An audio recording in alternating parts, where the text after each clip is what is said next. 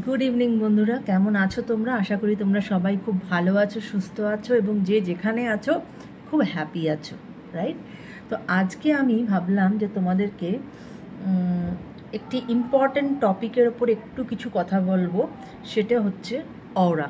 Aura is very very important for everybody এবং প্রত্যেকেরই কিন্তু আমাদের অরা থাকে। অনেকেই হয়তো অরা সম্বন্ধে জানো, কিন্তু যারা জানো না সেটা হচ্ছে আমাদের বডির, যেটা আমাদের নর্মাল চোখে দেখা যায় না, আমাদের বডিকে ঘিরে কিন্তু একটা এনার্জি ফ্লো করে এবং সেই এনার্জিটাকেই কিন্তু বলা হয় অরা। ঠিক আছে? যাদের এই এনার্জি ভীষণ পজিটিভ, অরা খুব ভালো পজিশানে থাকে, তাদের দেখবে একটা মুখের মধ্যে না একটা উজ্জ্বল ব্যাপার থাকে, বা তা হঠাৎ করে তুমি কোনো একটা মানুষের সাথে মিট করলে তোমার কথা বলেও ওনার সাথে ভীষণ ভালো লাগবে। ভালো লাগে কেন? কারণ তিনি নিজে খুব পজিটিভ একজন ব্যক্তি, কারণ তার অরা খুব পজিটিভ আছে, ভীষণ রকমভাবে পজিটিভ। আবার কোনো কোনো মানুষের সাথে কথা বললে মনে হয় না, দূর ভাল লাগছে না এর সাথে কথা বলতে, মানে ঠিক আমার পোষাচ্ছে না এর সাথে কথা বলে, বা সেই ইয়েটা পাচ্ছি না, পজিটিভ ভাইবসটা পাচ্ছি না। সেটা হয় তার যদি অরা যদি ক্লিন না থাকে, বা যদি অরাতে অনেক নেগেটিভিটি থাকে। তো এই অরা ক্লিন করাটা is very very very very important. কারণ অরা যদি তোমার না ঠিক থাকে, যদি প্রচণ্ড রকম নেগেটিভিটিতে ভরে থাকে, তাহলে সেক্ষেত্রে কিন্তু এটা জানবে আমাদের শরীরে যে ডিজিজ হয় সেটা কিন্তু প্রথমে আমাদের শরীরকে এফেক্ট করে না, প্রথম থাকে হচ্ছে অরাতে। এবং তোমার অরা যদি ভীষণ স্ট্রং হয়, সেই অরাই কিন্তু সেই ডিজিজের সাথে ফাইট করে কিন্তু তোমারকে সুস্থ করে দেবে, বা সুস্থ করারও প্রশ্ন নেই, অরা তোমার সেই ডিজিজের সাথে ফাইট করে সেই ডিজিজটাকে ভাগিয়ে দেবে।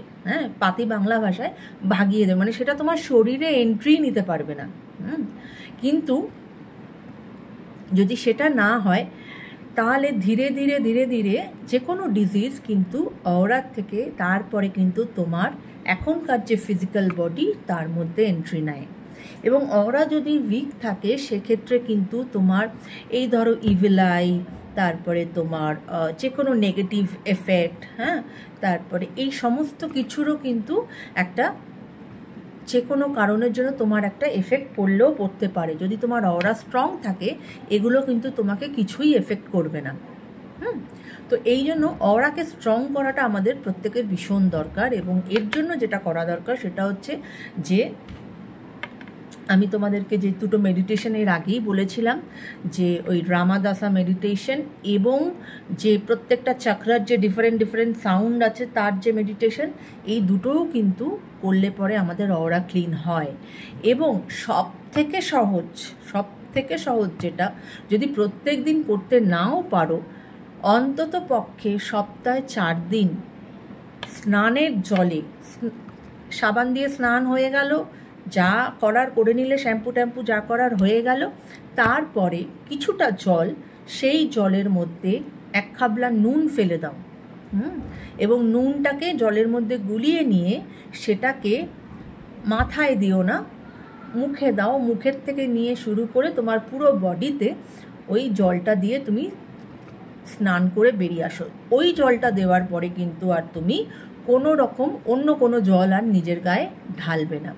এতে কি হয়, অনেক সময় নুন নেগেটিভিটিকে ক্যাচ করে, এবং তোমার শরীরে যদি কিছু নেগেটিভিটি থেকে থাকে সেটা কিন্তু ও অ্যাট্রাক্ট করে নিয়ে নেবে তোমার শরীর থেকে, এবং তোমার অরাকে ও উজ্জ্বল করে তুলবে এবং ক্লিন করে তুলবে।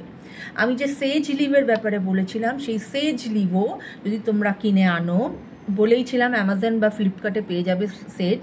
সেই সেজও যদি তুমি নিয়ে আসো, এবং নিয়ে আসার পরে একটুখানি ওই পাতাগুলো তো এরকম বান্ডেলেও পাওয়া যায়, বা এরকম খোলা পাতাও পাওয়া যায়।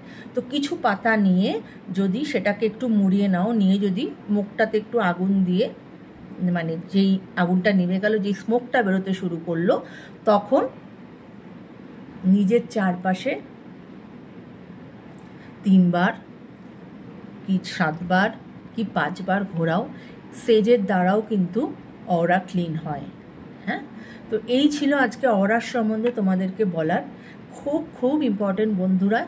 তাই সবাই নিজেদের অরাকে ক্লিন রাখো, সে মেডিটেশনের দ্বারাই হোক, সল্ট ওয়াটার বাথের দ্বারাই হোক, বা সেজ লিফের দ্বারাই হোক, যেটাই হোক না কেন, অরাকে কিন্তু সবাই ভীষণ ভালো রাখো। তাহলে দেখবে অনেকটা তুমি ভালো থাকবে, অনেকটা তোমার লাইফ অনেক স্মুথ হয়ে যাবে। কেমন? তো এই ছিল আজকে অরা নিয়ে আমার তোমাদের কাছে একটা ছোট্ট প্রতিবেদন। যাই হোক, সবাই ভালো থেকো, সুস্থ থেকো। চলো আবার নেক্সট ভিডিওতে তোমাদের সঙ্গে দেখা হচ্ছে। কেমন? ততক্ষণের জন্য টাটা।